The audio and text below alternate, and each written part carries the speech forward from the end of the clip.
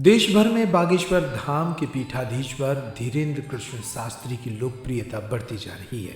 विदेश के सबसे युवा और लोकप्रिय कथा व्यास हैं।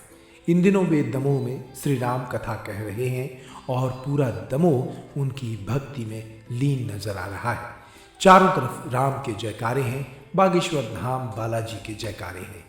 इस कथा में सबसे अनूठा तथ्य ये सामने आ रहा है कि यहाँ बड़ी संख्या में युवा भी सेवा और भक्ति में जुटे हैं। दमोह के साथ साथ देश भर से आने वाले युवा श्रद्धालु दमोह में चल रहे इस आयोजन में न सिर्फ सेवा दे रहे हैं बल्कि महाराज के आदेश के अनुसार भक्ति में लीन है।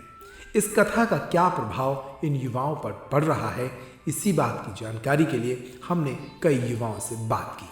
सीताराम, मेरा नाम है ऋषिकांत गर्ग, बनवार जिला दमोह से, और मैं महाराज जी का बागेश्वर धाम का अनन्य भक्त हूँ और उनके चरणों की सेवा में तत्पर रहता हूँ। जी, ये आस्था और ये विश्वास का अद्भुत संगम है। ये संत तो बहुत हैं भारत में, लेकिन महाराज जी और बागेश्वर धाम का जो स्थानीय जो उनका प्रभाव है, जो उनकी श्रद्धा है, वो भक्तों के हृदय में बहुत अगूढ़ है।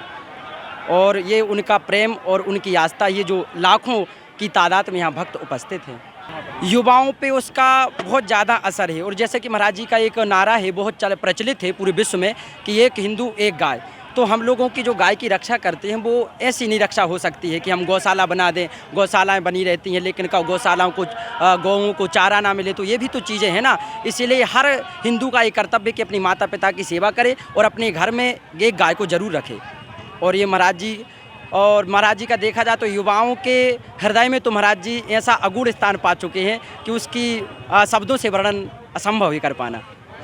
जी, उसका प्रभाव तो ऐसा है कि जो अन्य धर्मों में अभी भी और से धर्म है, और देखिए जड़तः जो मूलतः धर्म है वो सनातन हिंदू धर्म है, जो अभी भी अपने हिंदू धर्म को छोड़ करके अन्य धर्मों में लोग पहुंच चुके थे। वो महाराज जी के प्रेरणा से और महाराज जी के प्रवचनों से, उनके प्रभाव से अब अपने धर्मों में वापस हुई है। और जो अभी भी वर्तमान में मूलतः हैं, तो वो भी प्रयास करेंगे कि अपने धर्म में यथाचित आ जाए, और उनका स्वागत है अपने धर्म में। पूरे क्षेत्र में, पूरे जनमानस में, जो समूचे विश्व में, भारत में एक सामंजस्य की योजना है, जो सामक जितने भी लोग हैं सब एकता से रहें, और सनातन जो हिंदू धर्म है वो बढ़ावा की ओर है। जो हमारा जो हम लोग करते हैं ये वो भाईचारा, जो जातिवाद है, वो सब समीकरण यहाँ पर ध्वस्त होते नजर आ रहे हैं महाराज जी की कथा के प्रभाव से। यहाँ आने वाले युवा बताते हैं कि महाराज की कथा में एक अनूठा आकर्षण है। उनके आदेश और उनके संकल्प इस तरह हैं कि युवा उनसे अपने आप जुड़ जाते हैं। पिछले दिनों दमोह में लगभग 300 परिवारों को मूल धर्म में वापसी कराई गई, यानी ये लोग ईसाई मिशनरीज के द्वारा प्रलोभन देकर धर्मांतरित कर दिए गए थे, लेकिन अब इन्हें बागेश्वर धाम सरकार की प्रेरणा से वापस मूल धर्म में वापस कराया गया है। यह बात भी युवाओं को काफी प्रभावित करती है। पंकज राय, महाराज जी की जो कथा है उससे है ना युवाओं पे बहुत अच्छा है ना प्रभाव पड़ रहा है, बहुत अच्छा संदेश जा रहा है। जितने भी यहाँ पे युवा हैं, दमोह के जितने भी युवा हैं, ये सारे युवा यहाँ पे 9 दिन के लिए पूरा है ना सहयोग कर रहे हैं। पूरे है ना दिन रात सब सहयोग करके व्यवस्थाएं दे रहे हैं। जितना भी युवा दमोह से बाहर का युवा है, वो सारा युवा यहाँ पे है ना सुबह से लेकर शाम तक और रात तक जितने भी लोग यहाँ पे रुकते हैं, महाराज जी ने जो संदेश दिया है उसका सब लोग अच्छे से है ना पालन कर रहे हैं, और उस संदेश से सभी की सेवा में लगे हुए हैं। अभी है ना विगत 2 दिन पहले महाराज जी ने करीब 300-350 लोगों का, जो कि है ना ईसाई मिशनरियों द्वारा उनका धर्म परिवर्तन कर दिया गया था, महाराज जी की प्रेरणा से और कई लोगों के सहयोग से सभी के लिए सनातन धर्म में वापस लाया गया।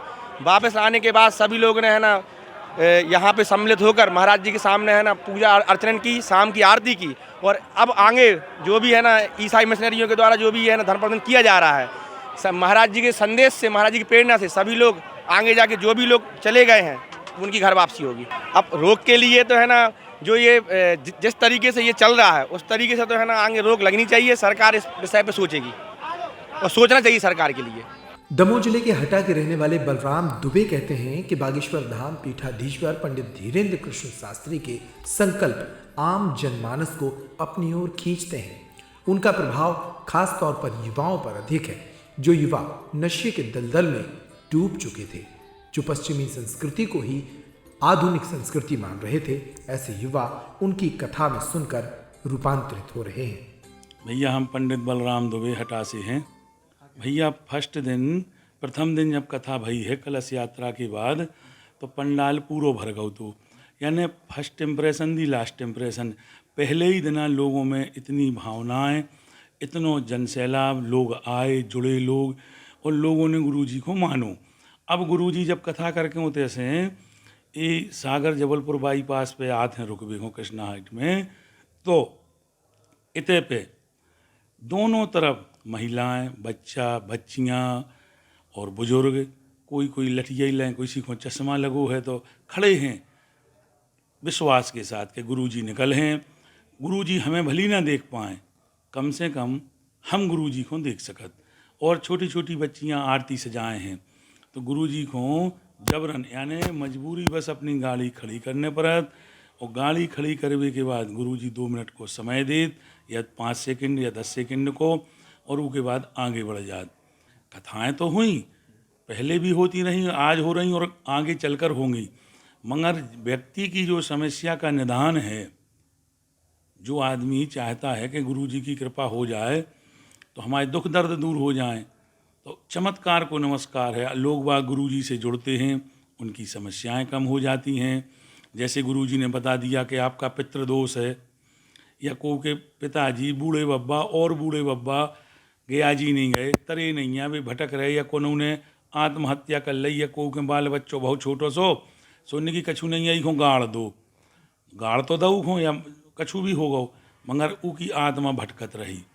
तो ऊ के हिसाब से पितृदोष पहले आदमी कुंडली में बताऊ तो मगर मानत ना थे, मगर अब गुरुजी के कैसे लोग बाग जानन लगे, मानन लगे कि जो पितृदोष या उन्होंने सामने वाले का पर्चा बनाया और बता दिया कि आपसे 4 दिन पहले आप लड़के आए घर से, या 1 साल से आपके पिताजी का स्वास्थ्य खराब है, तो ये फेस रीडिंग है, ऑटोमेटिक गुरुजी सामने वाले का सब कुछ बता देते, लोग प्रभावित हो जाते।